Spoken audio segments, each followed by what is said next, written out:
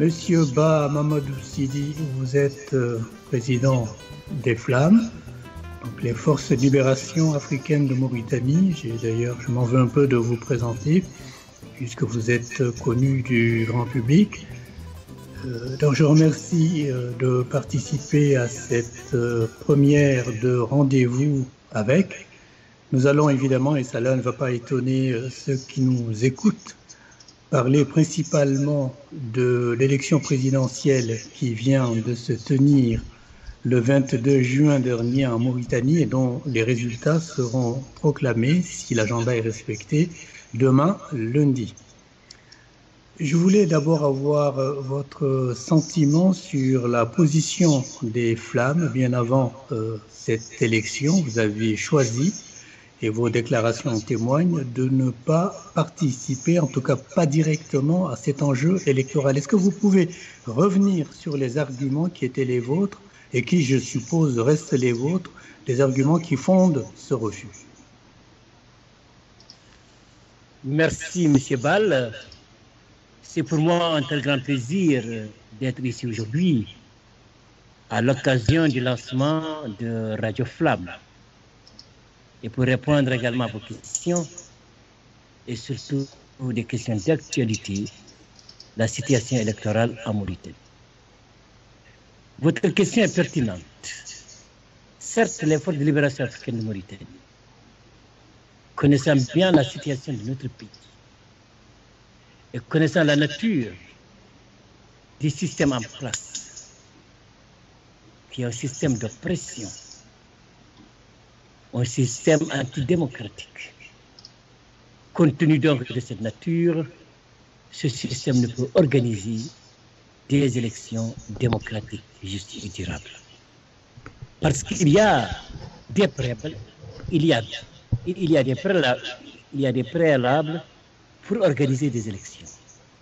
Il faut d'abord que les populations soient recensées correctement et que chaque Mauritanienne, chaque Mauritanien puisse en tout cas participer dans ces élections. Il faut également qu'il y ait une commission électorale nationale indépendante et il faut qu'il y ait un fichier électoral fiable. Il faut qu'il y ait des garanties pour que la voix du peuple soit entendue et pour que les Mauritaniens puissent, à la fin de ces élections, choisir librement des représentants. Les forces de libération. Cela étant, excusez-moi de vous interrompre, cela étant, vous avez là rappelé ce qui, à vos yeux, constitue les conditions indispensables à la tenue d'élections transparentes et libres, mais vous n'avez pas appelé au boycott, si j'ai bien compris votre position. Non, nous n'avons pas appelé au boycott. Nous avons dit que notre position est une position de non-implication directe dans ces implications, dans ces élections, mais aussi de non-désintéressement. On ne peut pas se désintéresser à la situation parce que les élections mobilisent les Mauritaniens. Il y a des Mauritaniens et des Mauritaniennes, parce eux, de toutes les façons, ils vont voter. Parce que c'est une situation électorale. C'est l'effervescence électorale. Donc, c'est des masses qui sont là. Et il faut bien sûr accompagner ces masses-là pour en tout cas que les gens comprennent que ce n'est pas avec une carte d'électeur qu'on va pouvoir changer la situation en Mauritanie. Et cette carte ne peut pas aider les Mauritaniens à choisir librement leurs représentants. La position des Flammes... Justement, M. Ba, je veux juste vous aider à préciser votre position, plus exactement, à lever tout équivoque. Vous n'êtes pas opposé au principe même des élections de manière générale. Non, nous sommes plutôt pour les élections. Et parce que nous sommes pour la démocratie. Et si je rappelle un peu les conclusions du manifeste du Nègre mauritanien, on a fait appel à toutes les forces vives de ce pays, que les gens se réunissent et que les gens discutent sur les problèmes de la Mauritanie. Donc, nous pensons que les élections sont nécessaires dans un pays. Parce que de toutes les façons, si les conditions sont réunies pour les élections, il y a beaucoup de candidats, il faut que le peuple se prononce. Il faut donc que le peuple ait la possibilité de choisir son représentant. Donc, le principe d'élection, ça, c'est un principe démocratique. Et nous pensons que c'est nécessaire dans un pays. Mais le seul problème, c'est que s'il y a élection, si ces élections ne sont pas démocratiques, et si ces élections ne permettent pas au peuple mauritanien de choisir son représentant, ses représentants au niveau du Parlement, ou de choisir son président, vous conviendrez avec moi, M. Ball, qu'il est inutile d'organiser ces élections. Parce que c'est pour tout simplement légitimer un système. Parce que, qu'est-ce qu'on court? Qu'est-ce qu'on risque? C'est-à-dire que ces élections sont confisquées par des forces militaires ou par d'autres forces qui ne veulent pas la Mauritanie. C'est pourquoi les Flammes avaient mis en garde le peuple mauritanien pour dire que ces élections risquent d'être confisquées et la volonté du peuple ne va pas pouvoir se manifester librement à travers les urnes. Nous n'avons pas appelé au boycott de façon catégorique, mais analysant la situation de la Mauritanie et compte tenu aussi de la nature de ceux qui organisent ces élections, oui, au niveau de la CENI, au niveau même de la Cour constitutionnelle, rien ne garantit que ces élections vont être des élections libres et démocratiques. L'histoire l'a prouvé, et plus d'une fois. Souvenez-vous des élections à l'occasion pour les législatives, les municipales, les régionales. Vous voyez les achats de conscience, les fraudes massives, les intimidations et l'implication de l'État et de l'actuel chef de l'État, Mohamed Abdelaziz, pour faire campagne pour que la liste de l'IPR passe. Voilà. Donc, on n'a pas de garantie. Et aussi, concernant même la crédibilité. Monsieur Bass, si vous permettez, comme tous ceux qui nous écoutent ne sont pas nécessairement des Mauritaniens et ne connaissent pas les détails de la vie publique en Mauritanie, je vais apporter 2 ou 3 petites précisions et ensuite nous poursuivrons évidemment sur les élections, sur les résultats des élections, sur ce qui, selon vous, se prépare actuellement en Mauritanie. Alors la première précision, c'est que vous parlez du manifeste du négro opprimé. Est-ce que vous pouvez nous dire un mot? C'est un document fondateur de votre mouvement. Est-ce que vous pouvez nous en dire un mot très très rapidement? Il date de quand ce manifeste? Oui, bon, le manifeste du négro mauritanien est un document rédigé par les Flammes, les Forces de libération africaine de Mauritanie. Évidemment, les Flammes sont nées en mars 1983. C'est le produit de fusion de certaines organisations politiques, des gens qui avaient en quelque sorte la même orientation. Donc, dans ce manifeste du négro mauritanien, nous avons décrit la situation des Mauritaniens en général, et particulièrement la situation très dangereuse et très catastrophique de la communauté négro-mauritanienne. Parce que nous estimons que pour qu'un pays puisse se développer, il faut qu'il y ait la justice. Il faut reconnaître à chaque Mauritanien sa Mauritanie pleine et entière. Et les instances de direction de l'État doivent refléter la diversité nationale. Vous conviendrez avec moi, c'est notre conviction que les Bézans, qui représentent à peu près moins de 20% de la population, s'accaparent de plus de 99% des postes de responsabilité, tant sur le plan politique, économique, culturel. Et les autres nationalités, les autres ethnies, n'ont pas de place, n'ont pas de voix au chapitre. Et l'esclavage, qui est encore enraciné, parce que ceux qui sont à la tête de l'État sont ces gens qui sont les esclavagistes. Donc, il n'y a pas encore de liberté, bien qu'à chaque fois, on dit, bon, l'esclavage est un crime, etc. Mais, en tout cas, dans les faits, les Mauritaniens comprennent. Et particulièrement ces esclaves qui sont au fin fond de la Mauritanie, qu'on torture, qu'on vend. Ça existe encore en Mauritanie. Et voilà pourquoi. Monsieur Bass, si vous en êtes d'accord, on va recentrer notre émission sur les élections, sur les enjeux post-électoraux de ces élections. Je précise, je suppose que le document dont vous parlez, donc le fameux manifeste, les personnes qui s'y intéressent peuvent en retrouver les détails sur le site de votre organisation. La deuxième précision que je voulais apporter, c'est que vous avez cité le nom de M. Mohamed Ould Abdelaziz, donc le président de la République, donc le président de la Mauritanie, pour quelques heures encore.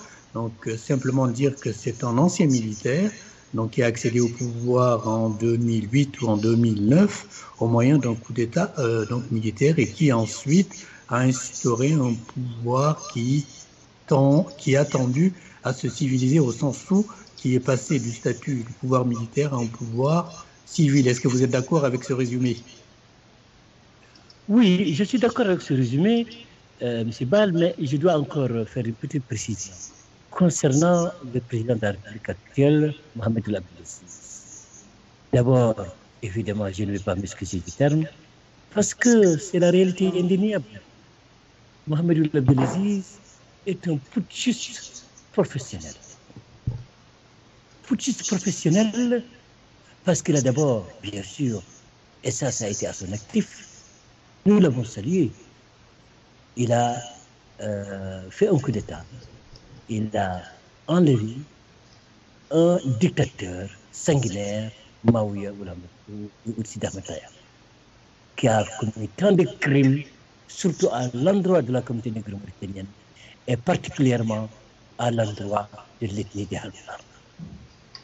Après ce coup d'État, le premier coup d'État qu'il a organisé, le deuxième a été un coup d'État contre son frère, son cousin, Eli Ould Mohamed Vall. Évidemment, ils ont tous les deux un dénominateur commun, c'est-à-dire leur négrophobie, leur racisme. Et aussi des gens qui essaient à chaque fois de prendre les biens de l'État. Ça a été le deuxième coup. Parce qu'au niveau même du comité militaire de la justice, CMJD, alors, Ould Mohamed Vall voulait se présenter parce qu'il était le numéro 1. Bien sûr, selon toutes les informations, il n'a été mis au courant de ce coup d'État d'Aziz que 4 heures de temps avant l'exécution de ce coup d'État. Mais Mohamed Ould Abdelaziz s'est opposé avec des militaires pour la candidature de Eli Ould Mohamed Vall.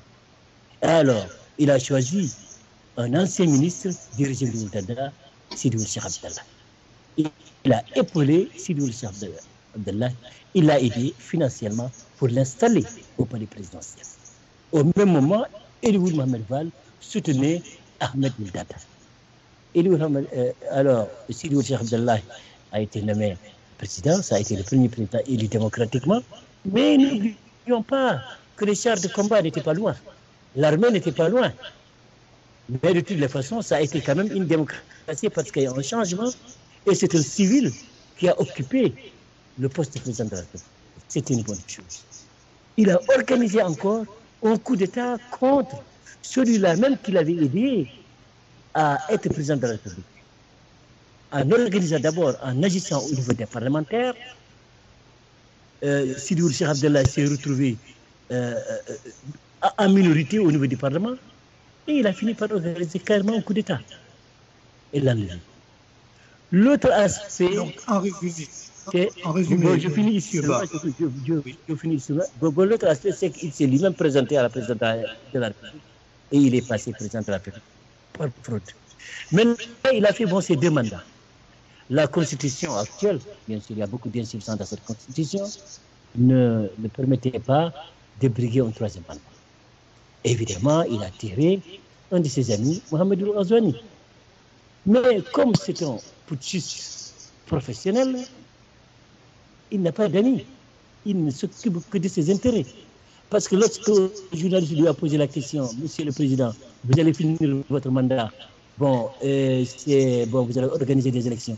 Au lieu de répondre à cette question, il a dit, bon, de toute façon, rien ne m'empêche de revenir.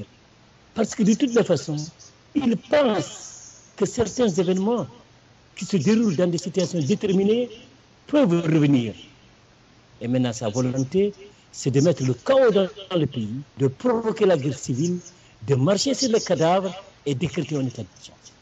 Les Mauritaniens doit prendre responsabilité. Aziz, on doit dire à ce boinard, c'est pas péjoratif, mais c'est ce qu'il est en réalité, il doit partir, il doit quitter. Oui, donc je voulais juste, pour récapituler un peu ce que vous avez dit, en tout cas concernant l'histoire politique de la Mauritanie, retenir deux ou trois phases. La première, c'est 1960, hein, donc l'indépendance du pays, avec donc l'avènement au pouvoir du premier président de la République qui était en civil, et donc le président Mokhtar Ould-Daddah, dont vous avez dit le nom. Puis ce président a été renversé par un coup d'État militaire, le premier dans l'histoire politique de la Mauritanie, en 1978. Ensuite, il y a eu une succession de régimes militaires jusqu'en 1984, dirons-nous, où le président Moawiya Ould Mohamed Taya a organisé un coup d'État. Et donc, vous avez également cité son nom. Et puis, ce président Moawiya est resté en place jusqu'en 2005, où il a été renversé à son tour par un autre militaire. On ne va pas égrener les noms, puisque je pense que ceux qui nous écoutent ne risquent de ne plus s'y retrouver. Ce qu'il faut retenir simplement, c'est que l'actuel président Mohamed Ould Abdelaziz a effectivement renversé le président Sidi Ould Cheikh Abdallah, dont on dit qu'il a été le premier président élu démocratiquement après l'intermède militaire, parce que lui était en civil et était en effet l'ancien ministre du tout premier président de la République, donc M. Mokhtar Ould-Daddah. Retour à rendez-vous avec aujourd'hui donc M. Ba Mamadou Sidi, président des Flammes, les forces de libération africaines de Mauritanie. Nous avons dans un premier temps planté le décor, présenté un peu assez brièvement, puisqu'on ne peut pas faire autrement, l'évolution politique de la Mauritanie, les différentes forces en présence, sachant que notre rendez-vous d'aujourd'hui porte quand même principalement sur l'élection présidentielle qui a eu lieu le 22 juin dernier et puis les enjeux post-électoraux. Nous allons recentrer cette fin d'émission, enfin cette partie de l'émission sur cet aspect-là qui va nous occuper un peu plus, on va entrer un peu plus dans le détail. Mais Monsieur Ba, juste avant cette élection présidentielle, vous avez rappelé qu'il y a eu effectivement, c'était au mois de septembre dernier, les élections législatives, les élections régionales et les élections municipales. Et à cette occasion, votre mouvement, donc les Flammes, a rendu public un document dans lequel vous appeliez les forces politiques, les acteurs de la société civile à une concertation, à un dialogue. Et cet appel a étonné certains puisque, autant le dire, je vais être franc avec vous, votre organisation est quand même un peu diabolisée par certains, en Mauritanie, je dis bien par certains, et on n'a pas compris tout de suite le sens de cet appel au dialogue et à la concertation qui a été présenté comme un réajustement du positionnement des Flammes. Est-ce que vous pouvez nous aider à nous retrouver un peu plus dans ce repositionnement, justement? Merci, M. Ball. Pour répondre à cette question, vous savez, certes, le 25 septembre dernier, les Flammes ont lancé un appel à la mise en place d'un cadre de concertation pour permettre aux forces politiques progressistes de discuter, d'avoir un programme et d'œuvrer pour un changement réel en faveur des Mauritaniennes et des Mauritaniens.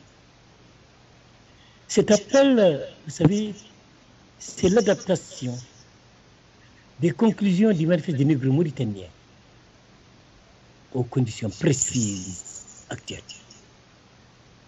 Vous vous souvenez que la conclusion du manifeste des nègres mauritaniens était de demander à tous les Mauritaniens de discuter, de créer un cadre de discussion. Parce que, comme le disait un membre fondateur des Flammes, Ibrahim Aboussal, que nous sommes tous des métis culturels et anthropologiques. Nous voulons de cette Mauritanie parce que c'est notre pays. Cet appel de 1986 a tout simplement été adapté aux conditions actuelles. L'année dernière, l'appel que les Flammes ont lancé pour la mise en place de ce cadre de concertation. C'est pour dire que nous sommes au niveau des Flammes. dans cette dynamique unitaire. Parce que nous pensons que, et nous sommes convaincus, l'union fait la force. Ce n'est pas la force qui fait l'union. Et fort de cela, nous avons évidemment lancé cet appel. Certains peut-être vont dire, mais qu'est-ce qui se passe? Mais nous disons qu'il faut la discussion. Mais il faut user tous les moyens nécessaires pour que les Mauritaniens puissent discuter ensemble, qu'on crée des cas de concertation.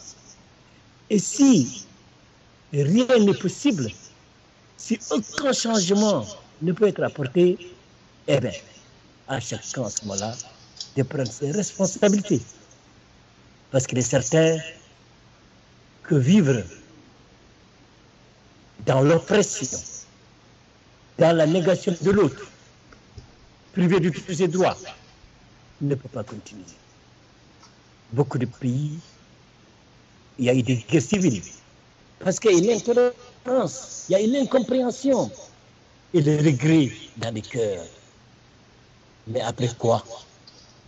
Après le désastre, après des génocides, la reconstruction prend beaucoup de temps.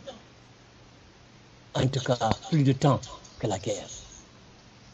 La lutte pour la dignité humaine est sacrée. Et les flammes... Est-ce que vous comprenez néanmoins qu'un certain nombre de citoyens mauritaniens qui, durant de longues années, ont été abreuvés au discours suivant lequel les Flammes étaient une organisation exclusiviste, ne rassemblant que des négro-africains, que c'était une population anti-arabe, que c'était une organisation, prônant la guerre civile. Je ne reprends pas tout ça en mon compte, je vous rapporte simplement des propos, des accusations portées contre votre organisation. Est-ce que vous comprenez que les gens qui, donc, durant de longues années ont été habitués à ce discours-là s'étonnent de ce repositionnement? Ou est-ce que simplement vous estimez que ce discours n'était pas conforme à la réalité de votre mouvement? Vraiment, M. Ball, ce discours n'était pas conforme à la réalité de notre mouvement. Les Flammes ont été diabolisées. Et vous savez, il y a même certains militaires, certains officiers, des anciens agents de renseignement, qui ont reconnu que le manifeste des Négro-Mauritaniens a été falsifié, rendu véritablement inacceptable. Parce que, comment les Flammes peuvent lancer un appel à la haine, à l'exclusion et au meurtre de la communauté arabo-berbère? Nous ne l'avons jamais fait. Nous avons dit tout simplement que nous avons nos droits. Et l'article 1 des Flammes, dans le statut et le règlement intérieur, dit qu'il est créé une organisation dénommée Flamme, Force de libération africaine de Mauritanie. Et que cette organisation est ouverte à tous les Mauritaniens qui acceptent les dispositions statutaires et réglementaires de cette organisation, qui acceptent la ligne politique. Voilà. Donc, les Flammes, par vocation et par orientation, ne sont pas une organisation d'une seule composante. Nous sommes une organisation dans notre orientation pluriethnique, évidemment multinationale. Notre souci, ce n'est pas seulement la communauté négro-mauritanienne. Nous avons subi, bien sûr, tant de misères, tant de peines, tant de meurtres. Mais nous pensons que pour la liberté et pour que les Mauritaniens puissent vivre ensemble, il faut que nous puissions discuter. Discuter et que chacun apporte sa brique dans la construction de cette Mauritanie. Ce que nous n'accepterons jamais, c'est le fait accompli que la Mauritanie est désormais une Mauritanie arabe, définitivement arabe. Cela est inacceptable. Et de toutes les façons, la lutte prendra le temps que ça prendra, avec les formes parfois difficiles, parfois regrettables. Mais la liberté n'a pas de prix. Il faut qu'on s'achemine dans cette voie Il faut que les instances de la Mauritanie reflètent la diversité nationale. Il faut que chacun ait ses droits. Nous n'avons pas dit que les Baïdan et les autres ne sont pas des Mauritaniens. Ils sont Mauritaniens. Mais de la même manière que ces Mauritaniens, nous aussi nous sommes des Mauritaniens. Parce que nous appartenons à des villages qui sont là depuis des centaines et des centaines d'années. Évidemment. Donc, nous priver de notre Mauritanité, c'est nous priver de l'air, de l'oxygène. On ne peut pas l'accepter. Et ça ne passera jamais. Ça ne peut pas passer. Oui. Monsieur Ba, ça doit être clair. Je voulais juste rajouter, pour être tout à fait précis sur cette question, que quand je parle de désapprobation vis-à-vis des flammes de la part d'une partie de la population, mais surtout de la part des pouvoirs publics, elle n'est pas seulement une désapprobation de principe, elle s'est quand même traduite par une répression très sévère dont votre mouvement a payé le prix. Et j'aurais dû commencer par là. Vous-même avez été détenu durant de longues années à Oualata, donc dans la ville de Oualata, où existait ce qu'on appelait en Mauritanie une prison mouroir, dans des conditions de détention effroyables, et vous n'étiez pas le seul. Certains de vos co-détenus sont morts en détention. Vous avez cité le nom d'Ibrahim Aboussal, qui est un de vos co-détenus.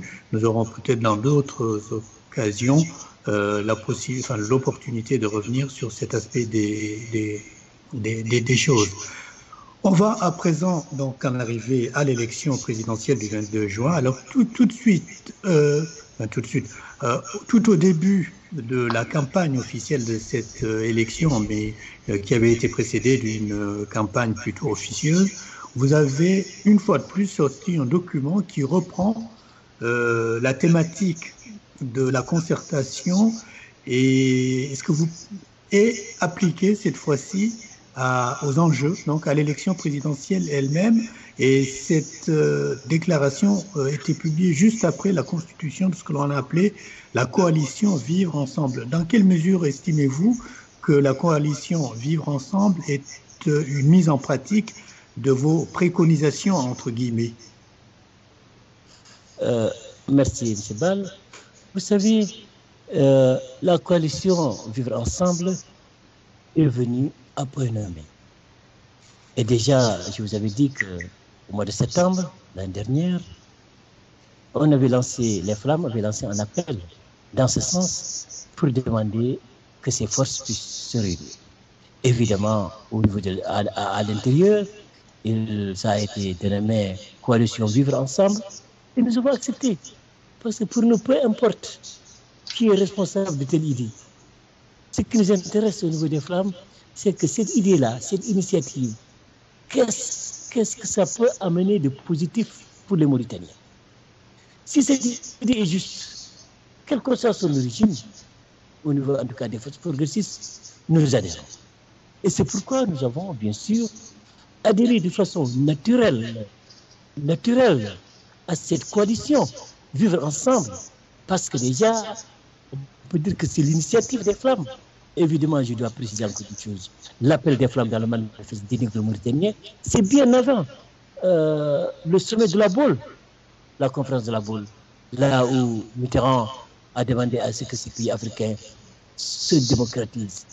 Donc les Flammes ont toujours été dans cette dynamique unitaire. C'est pourquoi je vous ai dit qu'on ne peut pas. Aujourd'hui, ce monde, nous sommes à l'heure des grands ensembles. Une seule organisation politique, un seul parti politique ne peut pas, quelle que soit sa force, venir à bout de ce système. Il faut qu'il y ait un regroupement des concertations. Justement, et l'histoire aussi a montré dans la sous-région. Oui. Allez-y. Non, je voulais juste vous demander de nous expliquer un peu ce qu'est cette coalition Vivre Ensemble, CVE. De quelle force est-elle constituée? Voilà. La coalition Vivre Ensemble, parce que nous avons rejoint cette coalition pas de façon tardive, mais évidemment, il fallait d'abord s'assurer que cette coalition allait évidemment dans le sens attendu par les masses populaires. Parce que vous le savez, que nombre de nos concitoyens avaient toujours réclamé l'unité de ces organisations. Évidemment, donc c'est une demande qui vient de la base.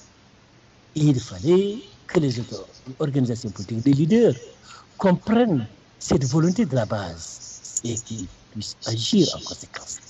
Donc dans cette coalition, il y a des organisations politiques, il y a la JTMR qui a un représentant du Parlement, il y a le MPR, dissous, il y a le FRUD, il y a d'autres organisations de masse, des organisations de droits humains, touche pas à ma nationalité. Donc, il y a assez d'organisations, je ne vais pas les citer tous parce qu'elles sont nombreuses, donc qui ont constitué cette coalition. Lorsque j'ai été informé, après avoir discuté avec ces personnes, nous avons compris l'orientation de cette coalition et les personnalités importantes qui travaillaient dans cette coalition. Des personnalités dignes, respectables, qui auraient pu tout simplement dire, voilà, j'ai maintenant 80 ans, je reste chez moi, mais qui ont accepté de venir et de s'impliquer. On voit la tranche d'âge entre 80 ans et 19 ans, 18 ans, des Mauritaniennes, des Soninké, des Wolof, des Poulars, des Maures, parce que vous avez vu le cas de Chibi Goulmalaïnen, nous avons dit, voilà, nous, la Mauritanie qu'on voulait. On a toujours voulu d'un regroupement qui reflète la diversité nationale où les gens vont poser les problèmes réels. Et ce problème réel, c'est cette question nationale, cette question de cohabitation. Vous savez, on ne peut pas lutter contre les ennemis du dehors sans réaliser un front intérieur solide. Et ce front intérieur solide, c'est que les Mauritaniens comprennent qu'il y a des choses très graves qui se sont passées dans notre pays. Des Mauritaniens ont été éliminés, mis dans des fosses communes, tués le 28 novembre au nombre de 28, un sabotage. Un tas de trucs qui fait que cette plaie est très difficile à accepter. Mais vous savez, notre amour pour la Mauritanie a fait que nous avons tenu bon. Et nous n'avons pas fait du tout. Le régime d'oppression ne peut pas nous amener à haïr l'autre par la couleur de sa peau. Nous n'allons pas, ce n'est pas notre formation politique, ce n'est pas notre orientation de haïr tel et tel parce qu'il est mort. Non, nous ne connaissons pas ça au nom des flammes. Même dans les années de Braise, la branche armée, les consignes strictes que les gens avaient reçues, c'est de ne jamais s'attaquer aux femmes, aux enfants. S'ils le trouvent dans une situation difficile, nos militaires devaient les aider.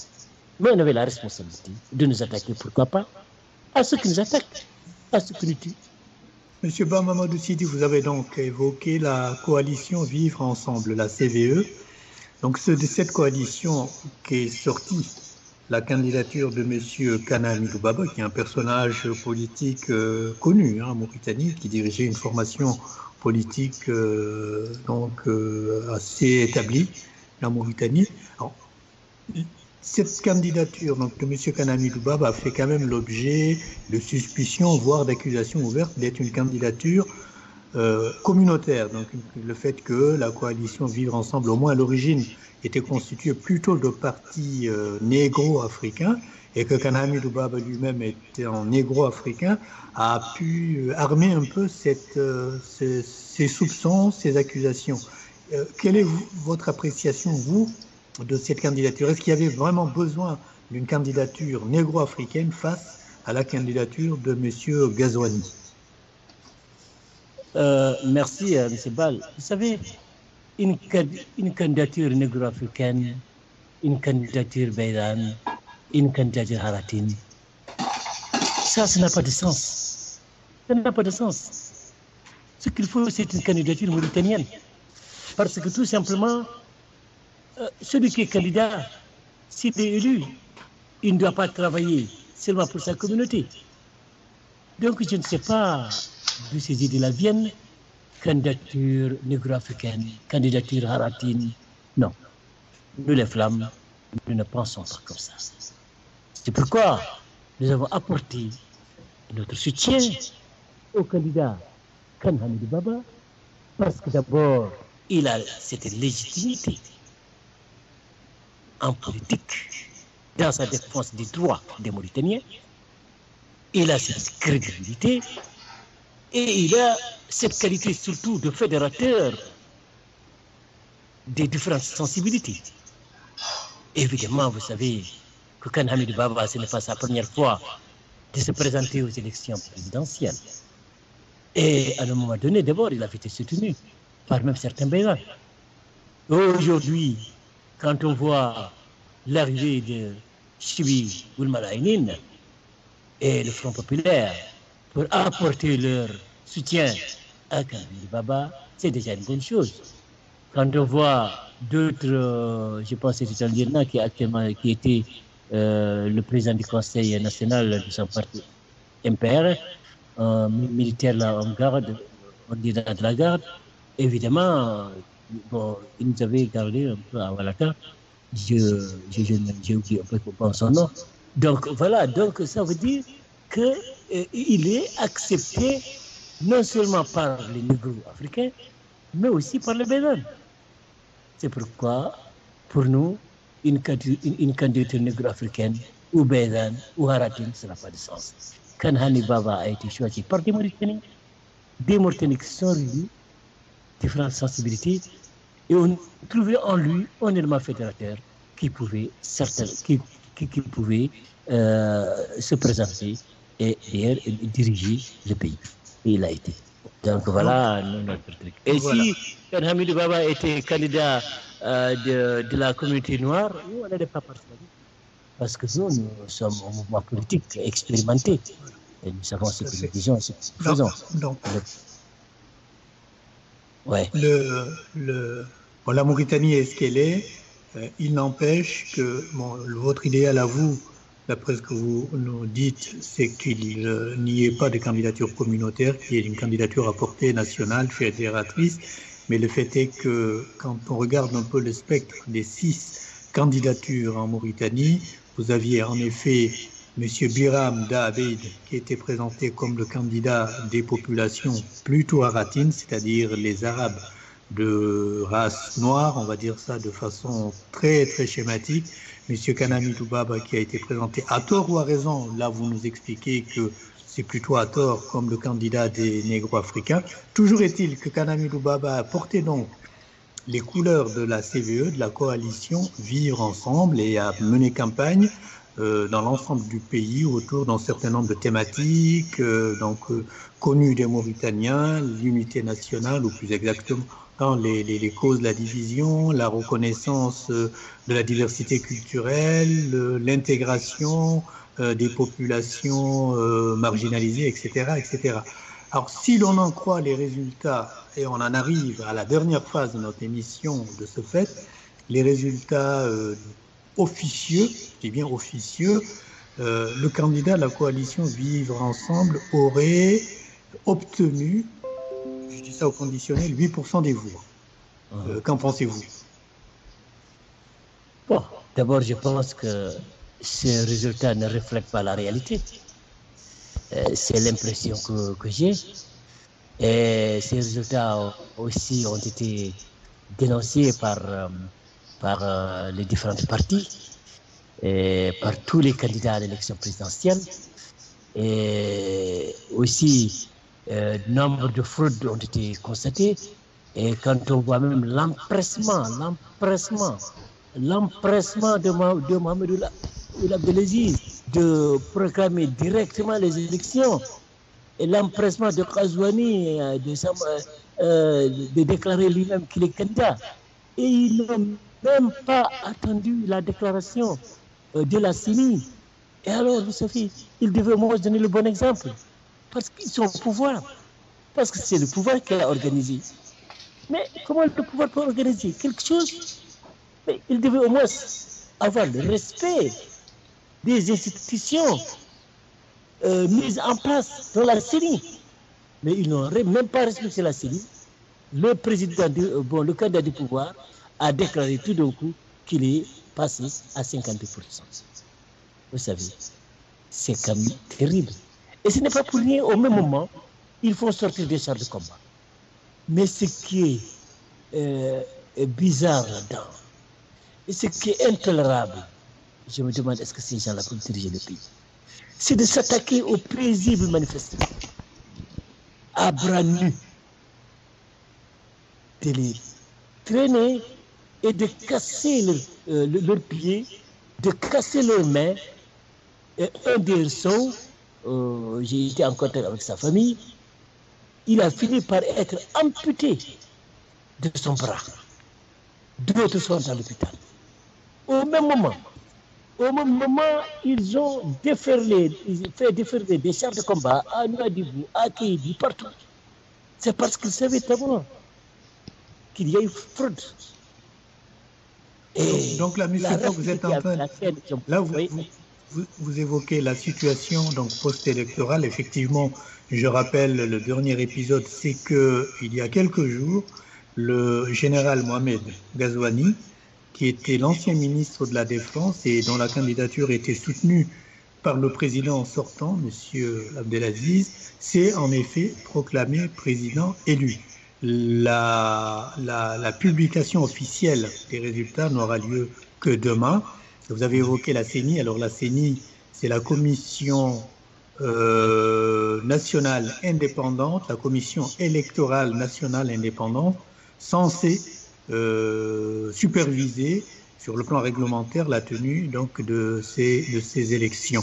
Alors donc, puisqu'on en est à parler de la situation post-électorale, donc les résultats sont évidemment contestés par les candidats de l'opposition qui ont fait un certain nombre de déclarations en ce sens, mais il y a eu surtout des troubles qui ont émaillé cette séquence post-électorale et je souhaitais que vous vous exprimiez un peu là-dessus.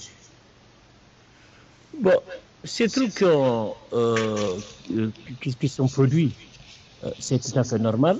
Le contraire aurait été surprenant parce que quand on voit réellement les élections ne sont pas déroulées dans de bonnes conditions et le fait que Ghazouani se dit déjà victorieux, c'est un hold-up électoral. Et vraiment, la volonté du peuple a été confisquée et le peuple maintenant s'est rebellé. Les gens sont descendus dans la rue. Et ça, c'est une réaction légitime, normale. Parce que c'est une question les gens d'abord sont mécontents et un mécontentement tout à fait justifié parce qu'ils savent que normalement que Ghazouani ne devait même pas aller au deuxième tour. Même pas au deuxième tour. Parce que tout simplement, Aziz n'est pas populaire. Il a tout fait. Et Ghazouani, les gens comprennent que Aziz veut partir sans quitter. Et c'est pourquoi, dans de nombreux bureaux de vote, les urnes ont été ou bien bourrées, ou bien les PV ont été falsifiés. Et ça, il y a eu, j'ai écouté la fois passée, Mohamed Boubacar, qui a donné des détails. Il a prouvé, chiffres à l'appui, et les fraudes. Il y a des bureaux où parfois le nombre de gens qui ont voté est supérieur au nombre de gens qui étaient inscrits. Mais quand on voit aussi la rapidité de la répression, mais une répression voulue, ils ont voulu cibler la communauté négro-mauritanienne, particulièrement la communauté négro-africaine, particulièrement les Halpulaar. Donc, pour répéter les événements de 1989. Et évidemment, le fait encore d'accuser certains pays, comme le Sénégal, la Gambie, le Mali, pour dire qu'il y a la main extérieures, ces 3 mains extérieures, et le ressortissant. Ces ressortissants maliens, sénégalais, gambiens ont été pour la plupart trouvés chez eux. Nous avons des preuves, ont été arrêtés. Donc, Aziz se trompe d'époque. Il pense qu'une stratégie valable en 89, avec les effets de 89, pouvait avoir les mêmes effets aujourd'hui en 2019. C'est parce qu'il n'est pas politique. Il pense aussi pouvoir regrouper le monde arabe contre le monde négro-africain. Là aussi, il se trompe. Parce que ces pays africains ont beaucoup plus de liens avec le monde arabe que les Mauritaniens eux-mêmes.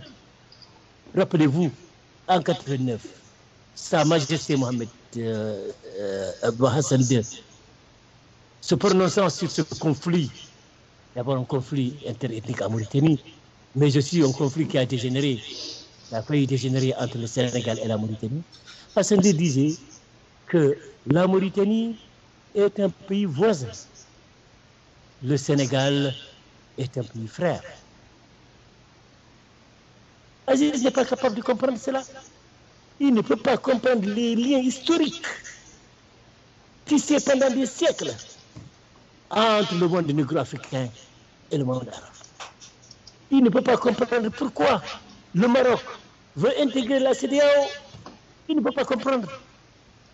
Il est simpliste. Donc c'est peine perdue le fait de vouloir provoquer une guerre arabo-négro-africaine, c'est une voie sans issue.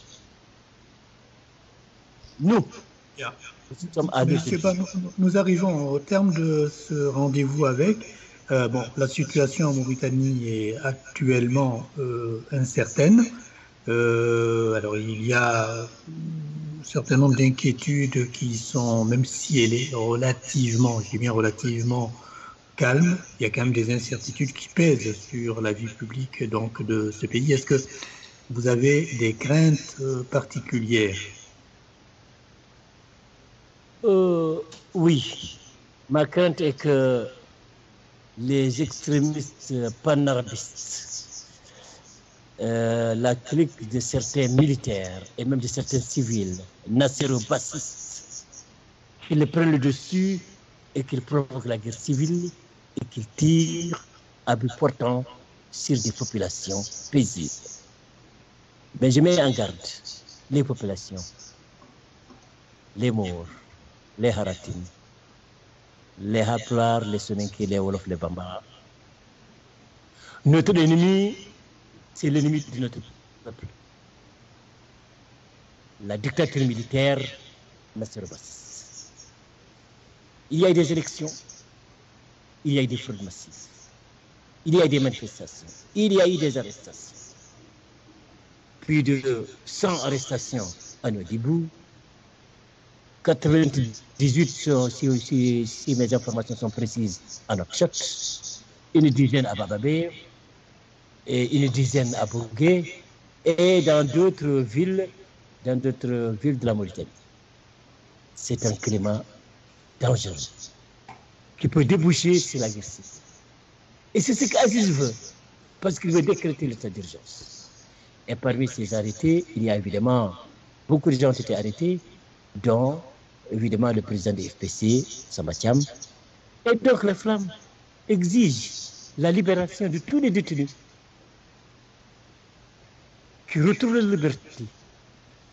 Et deuxièmement, que les militaires et les chars de combat retournent dans leur caserne ou aillent à la frontière pour défendre l'intégrité territoriale. Et c'est ça leur mission historique, mais de ne pas tirer sur leur population. C'est l'occasion aussi de demander à l'armée, qui doit être une armée nationaliste, une armée mauritanienne. Comprenez une chose, que si vous pointez vos armes sur la population, vous pointez vos armes sur vos frères, sur vos sœurs, sur vos amis, sur vos compatriotes. Refusez cette sale besogne. Parce que demain, à l'heure du bilan, Demain, il y aura un jugement pour ceux qui ont commis des crimes contre l'humanité. Faites de sorte pour que cette Mauritanie reste pour nous tous, pour l'avenir de nos enfants, pendant des milliers et des milliers d'années. Parce que l'oppression, le fait de ne pas accepter le droit des Noirs, de refuser leur langue, c'est inacceptable. Personne ne l'acceptera, évidemment. Tous les moyens seront utilisés pour qu'il y ait la justice, la démocratie et la paix en Mauritanie. Bien. Monsieur Mamadou Sy, donc vous êtes, je le rappelle, président des Flammes, les Forces de Libération Africaines de Mauritanie. Vous êtes le premier invité de ce rendez-vous avec, qui est une émission, et un rendez-vous pluraliste. J'espère que j'aurai l'occasion de recevoir d'autres sensibilités politiques sur votre radio qui exprimeront des positions peut-être différentes des vôtres, peut-être identiques, en tout cas leur position, puisque c'est cela même le principe du pluralisme. Encore merci.